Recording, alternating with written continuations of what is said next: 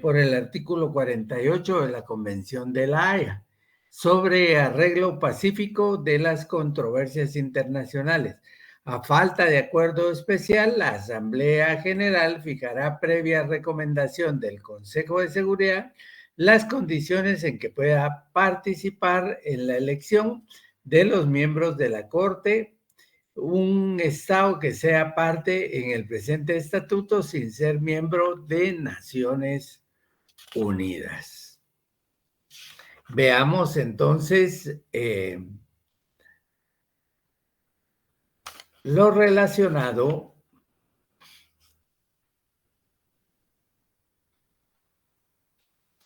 en el artículo 22, determina que la sede de la Corte será La Haya y la Corte podrá, sin embargo, reunirse y funcionar en cualquier otro lugar cuando lo considere conveniente. El presidente y secretario residirán en la sede de la Corte, es decir, en Países Bajos.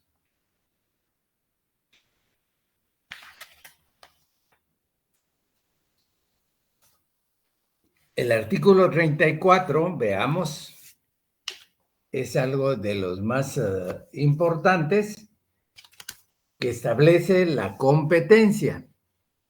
Dice que la competencia solo, pongamos atención a este artículo en su numeral 1, solo los estados podrán ser parte en casos ante la Corte. Sujeta a su propio reglamento y conformidad con el mismo, la Corte podrá solicitar de organizaciones internacionales públicas información relativa a casos que se litiguen ante la Corte y recibirá la información de dichas organizaciones y envíen a iniciativa propia. El otro dice, en caso de disputa, en cuanto a si la Corte tiene o no jurisprudencia, ¿quién decide? La propia Corte. ¿Quién tiene jurisdicción? La Corte es la que va a determinar si tiene o no tiene jurisdicción. De conformidad a lo que establece el doctor, en su página 380, en la página 380 de su libro, Derecho Internacional Público, dice: tienen competencia sobre todos los asuntos que les sometan los miembros de la ONU, también estados no miembros pueden acudir recomendados por el Consejo de Seguridad y la Asamblea General, lo que leímos ahí. Conoce, dice, jurídicamente de cuestiones tales como: 1. Interpreta tratados, es decir, en caso de que exista discrepancia en los estados, que con respecto a un tratado, con respecto a un convenio, con respecto a un acuerdo, quien hace la interpretación o es competente para hacer la interpretación y darle el verdadero sentido en que está redactado ese tratado, será la Corte Internacional de Justicia. Esa es una de sus facultades, forma parte de su competencia, interpretación de tratados. 2. Cualquier cuestión de derecho internacional, todo aquello que forme parte del derecho internacional, pensemos en derecho consuetudinario, en jurisprudencia, en la forma como se han resuelto algunos otros casos en esa corte, depender entonces, será competencia de esa misma corte. Dice, sobre la existencia de cualquier hecho que, si fuese cierto, constituiría violación de una obligación internacional. Es decir, aquí lo que vemos es que tiene competencia de todos aquellos asuntos y fundamentalmente aquellos que, de ser ciertos, violaren obligaciones de carácter internacional contenidos en la Carta de Naciones Unidas. La naturaleza y la extensión de la reparación por causa de la obligación de una obligación internacional está en el artículo 36 de su estatuto. Cuestión interesante es lo referente a las fuentes para la solución de sus asuntos. Entonces, vamos a ver, en primer lugar, que ya establecimos lo que es la competencia, y entonces el artículo 36 es el que determina que la competencia es la interpretación de un tratado, cualquier cuestión de derecho internacional, la existencia de todo hecho que, si fuera establecido, constituiría violación de una obligación internacional, la naturaleza o extensión de la reparación que ha de hacerse por el quebrantamiento de una obligación internacional. Recuérdense que hay un principio de carácter internacional que determina que todo daño debe de repararse.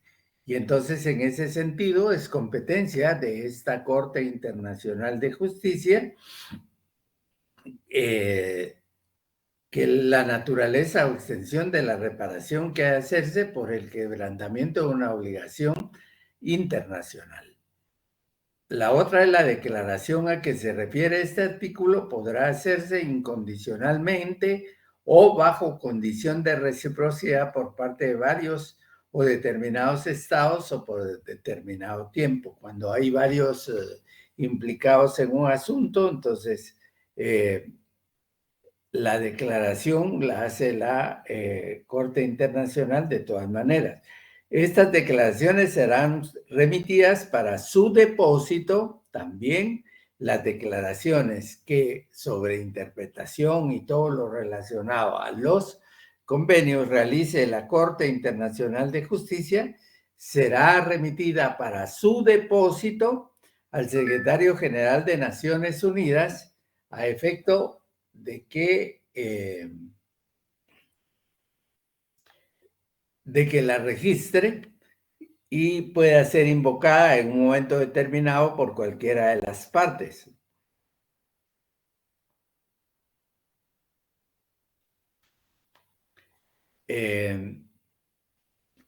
Veamos lo que se refiere a las fuentes del derecho internacional. ¿Cuáles son las fuentes? En principio debemos de entender qué es cómo podemos definir el concepto de fuente, cuál es el significado de ese concepto, fuente del derecho internacional, y al efecto entonces decimos que la fuente es todo aquel lugar en donde brota el conocimiento, en donde brotan las leyes, en donde brota el conjunto normativo y de preceptos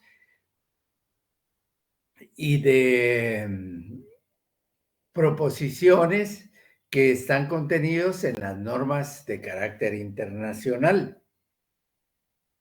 Las normas pueden ser las normas de carácter consuetudinario o las normas que ya están contenidas en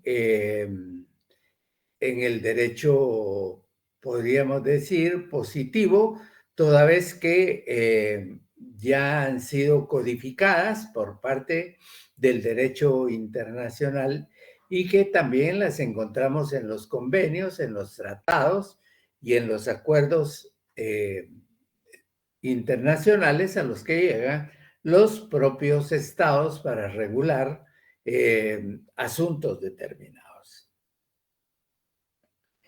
Y entonces, en el artículo 38, vamos a ese artículo 38, porque lo tienen que entender y a ustedes les corresponde también darles una interpretación y verlo como un artículo preponderante dentro del tema del derecho internacional. Dice que el artículo 38, numeral 1, la Corte, cuya función es decidir conforme al derecho internacional las controversias que le sean sometidas, deberá aplicar. ¿Qué es lo que debe de tomar en cuenta la Corte Internacional de Justicia en su función de decidir, en su función de dirimir controversias que le sean sometidas a su conocimiento por los estados? Pues básicamente debe de aplicar el, el siguiente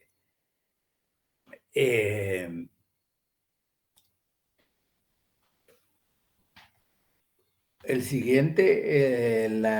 siguiente tabla, podríamos decir, que la misma norma, la misma norma 38, le está diciendo, bueno, primero haga esto y después, luego de eso, si no hay, vaya a esto.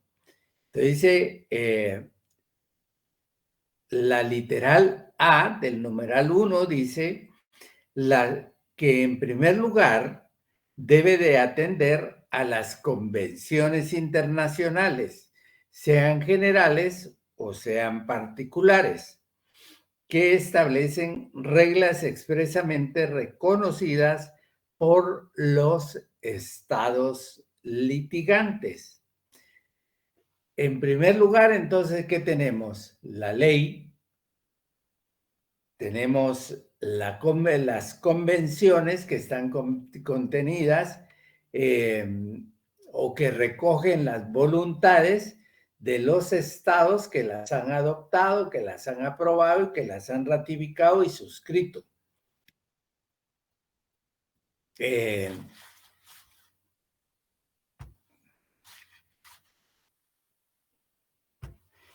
Luego la literal B. Entonces para aclarar y para ser más precisos, en primer lugar, ¿qué son las convenciones internacionales, sean generales o sean particulares? Es decir, vamos al conjunto normativo, al elenco de normas que están contenidos en las convenciones, en los tratados y en los acuerdos. Luego establece que una vez agotada esa fuente normativa, entonces vamos a acudir a lo que se denomina la costumbre internacional. Dice literal B, la costumbre internacional como prueba de una práctica generalmente aceptada como un derecho. ¿Qué es la costumbre?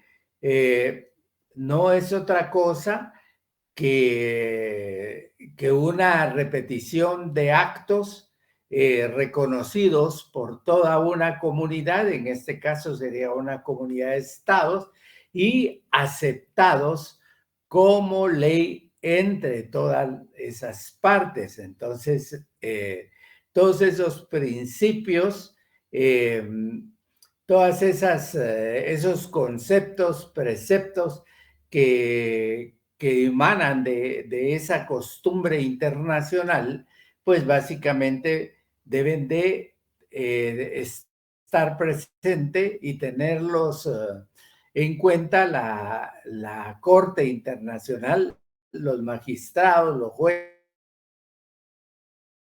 de la Corte Internacional para resolver un asunto determinado. En primer lugar, va a acudir a las leyes. En segundo lugar, va a acudir a la costumbre internacional, que es una de las fuentes principales del derecho internacional. La costumbre como fuente principal del derecho internacional. Luego están las fuentes, primero las primeras dos son las fuentes principales del derecho, los convenios internacionales y la costumbre internacional. Son fuentes primarias, son fuentes principales del derecho internacional. Luego tendríamos las fuentes secundarias, las fuentes supletorias del derecho internacional, y entre esas encontramos los principios generales del derecho reconocidos por las naciones civilizadas. Es decir, se buscaría en todo caso, para llenar una laguna o para resolver una situación determinada, acudir a esos principios generales del derecho con la finalidad de buscar conocimiento, de buscar asidero en ese tipo de valoraciones que ocurren en esta fuente secundaria del derecho, como lo son los principios generales del derecho. Ahí, ¿qué vamos a encontrar? Ahí vamos a encontrar valores, ahí vamos a encontrar fundamentos y argumentos con relación al derecho. Entonces, por eso lo incluye como una ley secundaria del derecho internacional. Luego indica que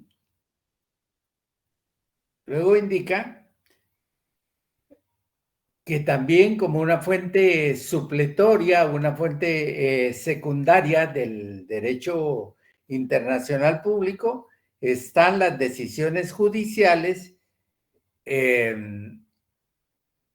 ¿Cómo les denominaríamos a esas decisiones judiciales que se emiten de manera conteste y que sirven y que sientan determinada que ustedes me podrían decir cómo le denominamos a ese acto de raciocinio judicial y que sirve para o que se va reuniendo y que en un momento determinado servirá para resolver casos análogos presentados por los estados. ¿Cómo le denominamos a ello? La jurisprudencia. Jurisprudencia. Muy bien, Cindy. Es la jurisprudencia la que nos también como parte de ese secundaria, de este derecho internacional, como una fuente importante, porque es a través de la misma en las cuales encontramos el raciocinio, encontramos la argumentación, la racionalidad de jueces que se han pronunciado sobre casos determinados, similares, resolviendo en un mismo sentido y de manera conteste, cuando estas decisiones también pasan de tres, y entonces ya se puede decir hay jurisprudencia judicial y pueden ser utilizados esos criterios. Y por otro lado, tenemos las doctrinas de los publicistas de mayor competencia de las distintas naciones como medio auxiliar para la determinación de las reglas de derecho sin perjuicio de lo dispuesto en el artículo 59.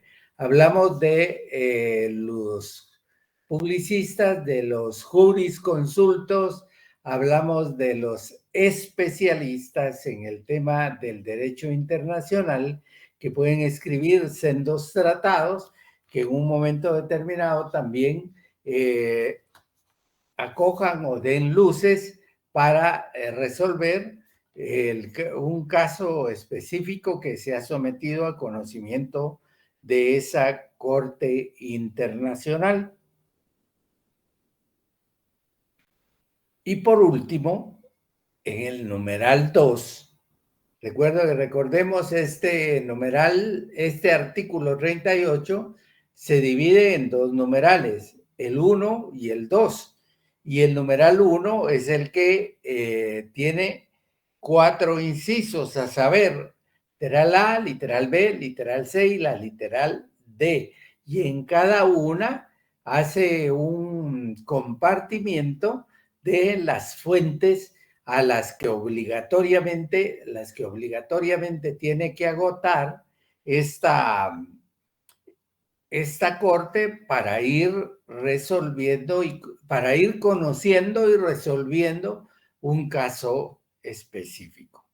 Pero también en el numeral, este artículo crea un numeral segundo en el que hace referencia a otro concepto, a otro aspecto, a otro principio del derecho para resolver, y hace referencia, dice que la presente disposición no restringe la facultad para decidir un litigio es ex aequo et bono.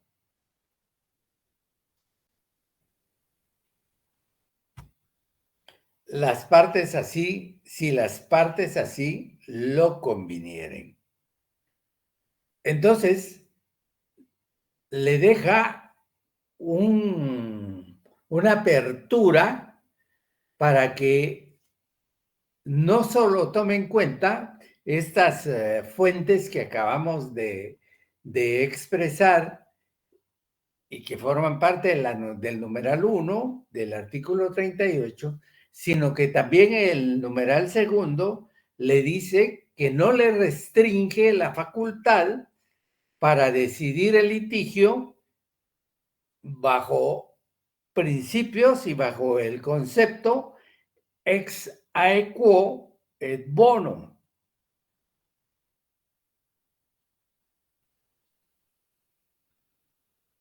¿Qué significa eso? Esto si las partes así lo convinieren, si las partes deciden, bueno, resolvámoslo conforme a la equidad, resolvámoslo conforme a los acuerdos de la buena fe, es sabida y la verdad guardada, entonces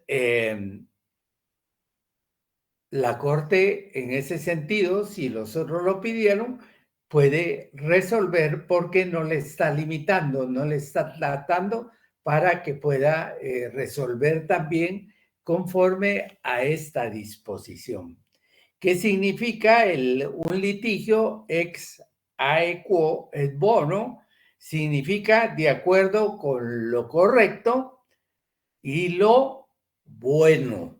De acuerdo con lo correcto y con lo bueno. Entonces, hablamos de aquí de conformidad con la equidad, de conformidad con la buena fe, con una serie de valores, de valoraciones importantes que tendrán que tener en cuenta los juzgadores para resolver un caso determinado que les ha sido sometido a su conocimiento. Y eso lo hará sobre la base de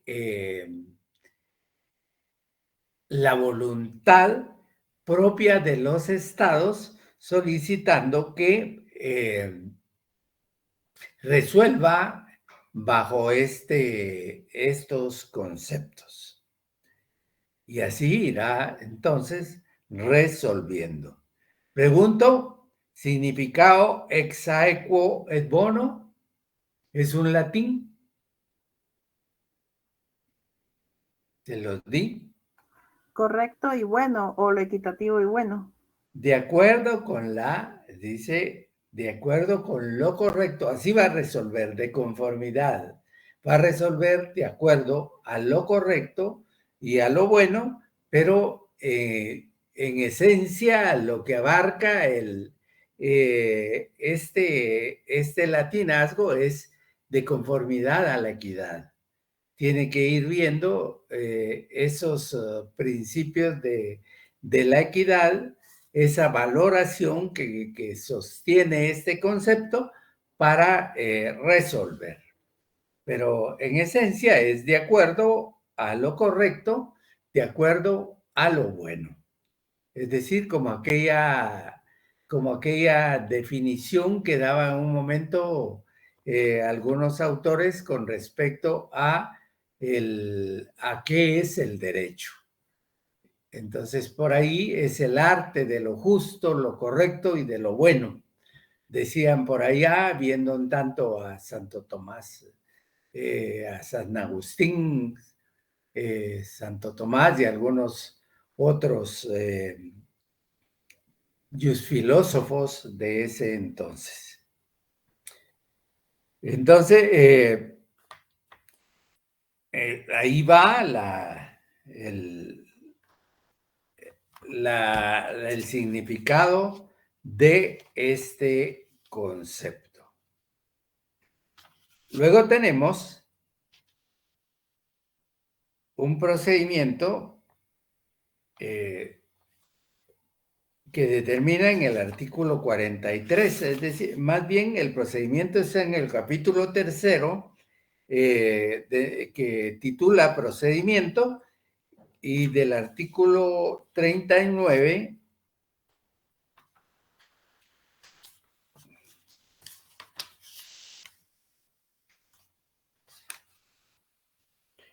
al artículo 64.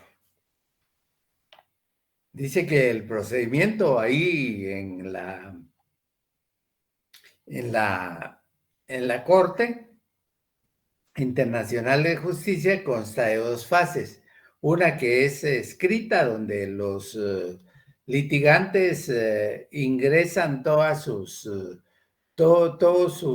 argumentación, sus alegaciones, su demanda, y acompañada de alguna documentación que dé soporte a ese dicho.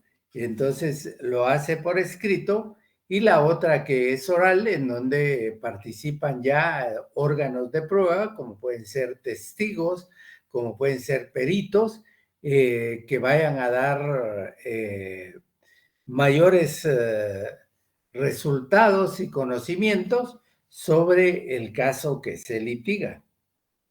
Dice que el procedimiento escrito en el numeral 2 comprenderá la comunicación a la Corte, es decir, la denuncia a la Corte y a las partes de memorias, contramemorias y, si necesario fuere, de réplicas, así como de toda pieza o documento en apoyo a las mismas. Memorias, contramemorias, demandas, contrademandas, que van dándole apoyo a la argumentación, y también se deben de adjuntar toda pieza o documento que apoye la argumentación. Tomemos en cuenta que en esa fase también irán las réplicas y las contrarréplicas. La comunicación se hará por conducto del secretario, en el orden y dentro de los términos fijados por la Corte. Todo documento presentado por una de las partes será comunicado a la otra mediante copia certificada. Todo debe ir debidamente certificado. El procedimiento oral consistirá en la audiencia que la Corte otorgue a testigos, peritos, agentes, consejeros y abogados. Entonces aquí nos dan los primeros numerales 1, 2, 3 y 4 con relación a la demanda escrita, al procedimiento escrito, y luego el numeral quinto, que se refiere al procedimiento oral, que consiste en audiencia. Dice, en audiencia se va a escuchar a los testigos que se van a repreguntar en esa audiencia, también a los peritos que se les cuestionará sobre su actuación y sobre el trabajo desempeñado, los agentes, los consejeros y los abogados.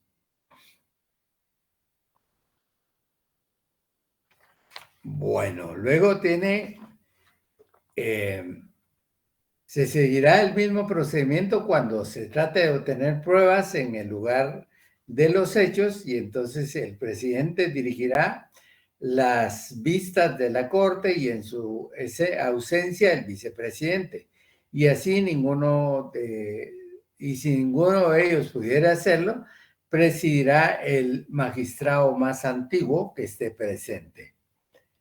Las vistas de la corte serán públicas, salvo lo que corresponda, lo que disponga la propia corte en contrario, o que las partes pidan que no admitan al público. De cada vista se levantará un acta que firmarán el secretario y el presidente. Esta acta será la única acta auténtica. La Corte es la que dicta las providencias para el curso del proceso y decide la forma y los términos que cada parte debe ajustar a sus alegatos y adoptará las medidas necesarias para la práctica. Todas las decisiones las toma por mayoría de votos de los magistrados presentes, y en caso de empate decida el voto del presidente de la Corte. Veamos las exigencias y los requisitos que deben de llenar un fallo. En el artículo 56 determina que el fallo debe ser motivado. ¿Qué significa eso, que sea motivado?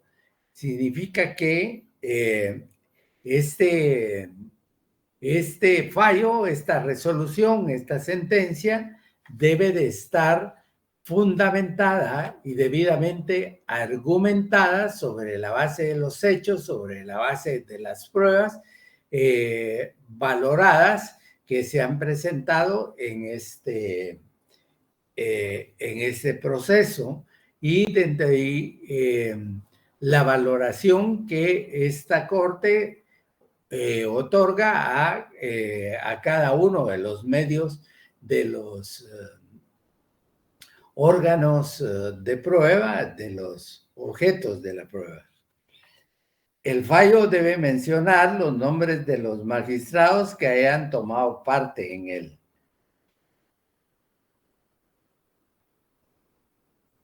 Este fallo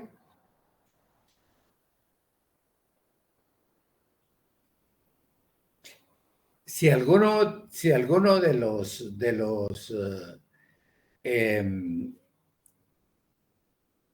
los magistrados no estuviera de acuerdo, dice el artículo 57, si el fallo no expresara en todo o en parte la opinión unánime de los magistrados, cualquiera de estos tendrá derecho a que se agregue al fallo su opinión disidente, es decir, que en el mismo va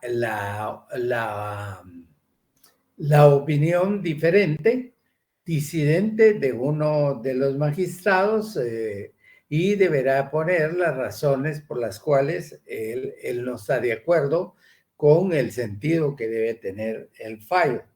Dice que la decisión de la Corte no es obligatoria, sino que para las partes en litigio y respecto del caso que ha sido decidido. El fallo será definitivo e inapelable. En caso de desacuerdo sobre el sentido o el alcance del fallo, la Corte interpretará a solicitud de cualquiera de las partes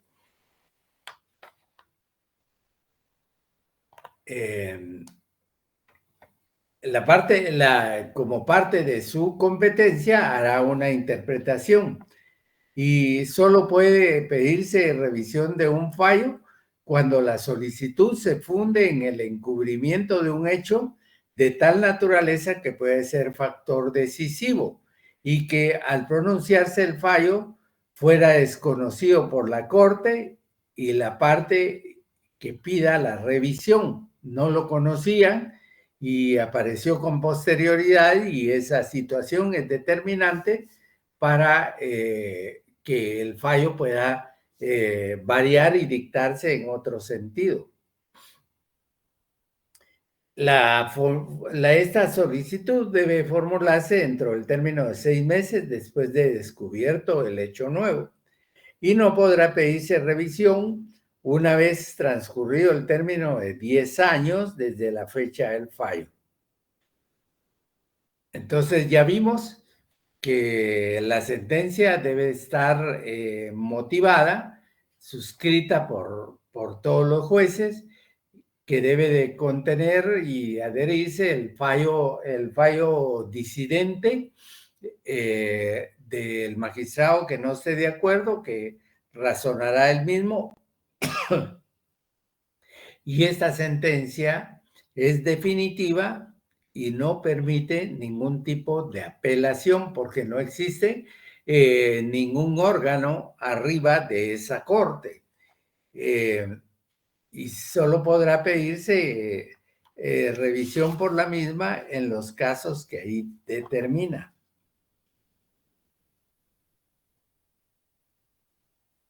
Dice que en las podrá esta corte, lo vimos como parte de sus facultades, puede emitir opiniones consultivas respecto de cualquier cuestión jurídica a solicitud de cualquier organismo autorizado para ello por la Carta de Naciones Unidas o de acuerdo con las disposiciones de la misma.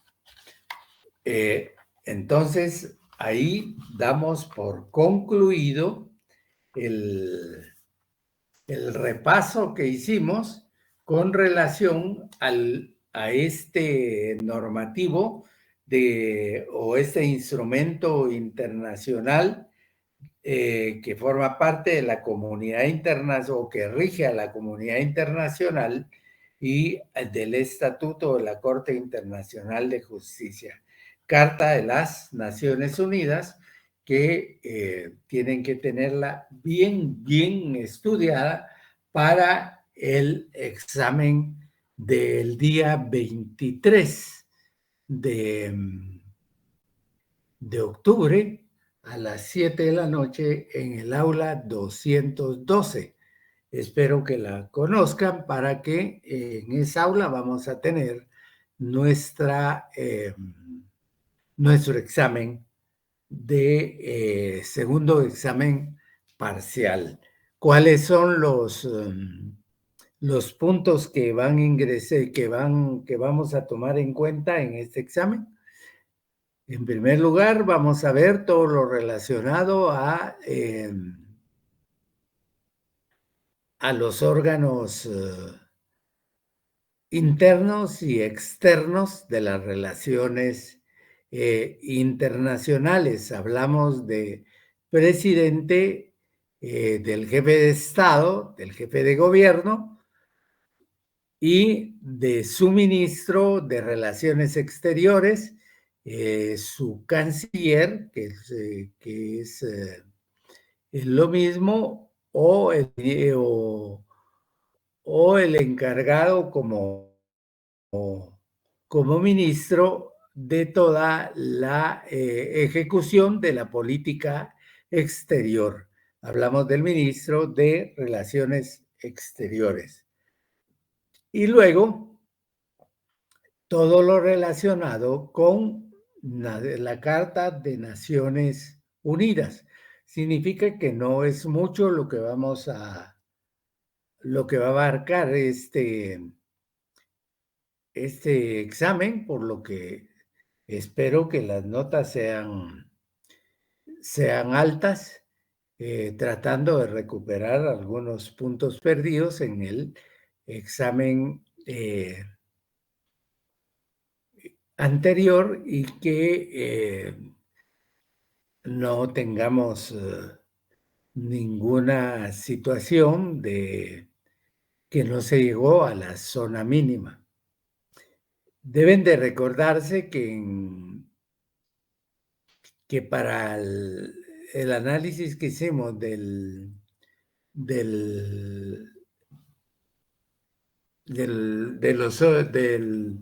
los órganos internos del derecho de, de las relaciones exteriores a nivel interno, analizamos algunos artículos de la Constitución Política de la República, analizamos el artículo 38 de manera fundamental de la ley del organismo ejecutivo que se refiere al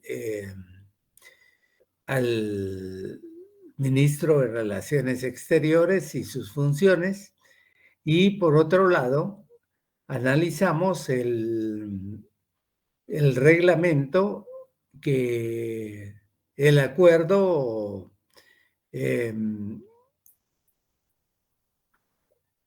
ministerial, que es el número 403, me parece, del año 2003. Revísenlo, por favor, que ahorita no lo tengo a la mano y estoy un poco... 415 del año 2003. Gracias por recordármelo y por recordárselos a ustedes. Es el reglamento interior del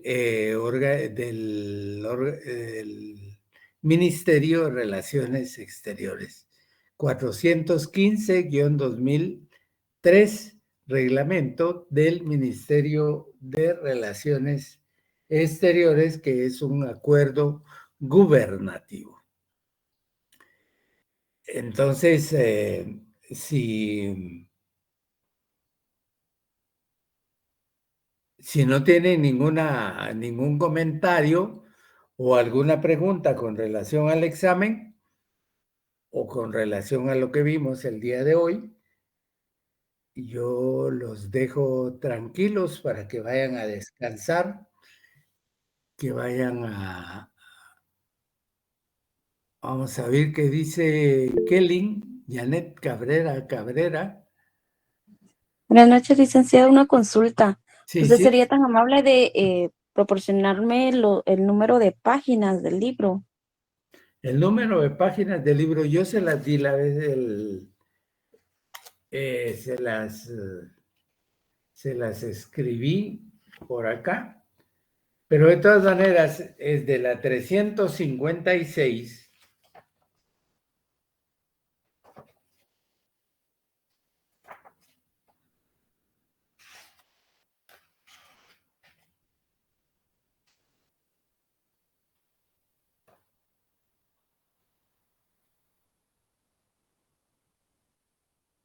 a la 395.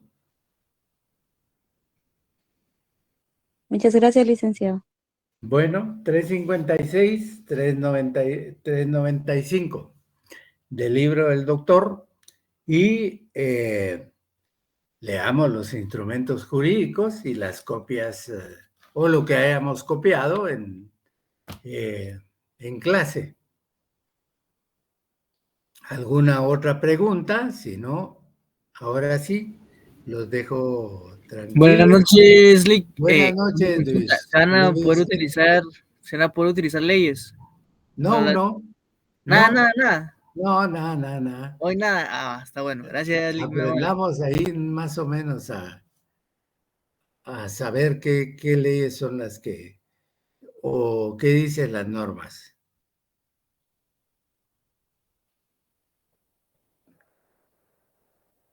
¿De acuerdo?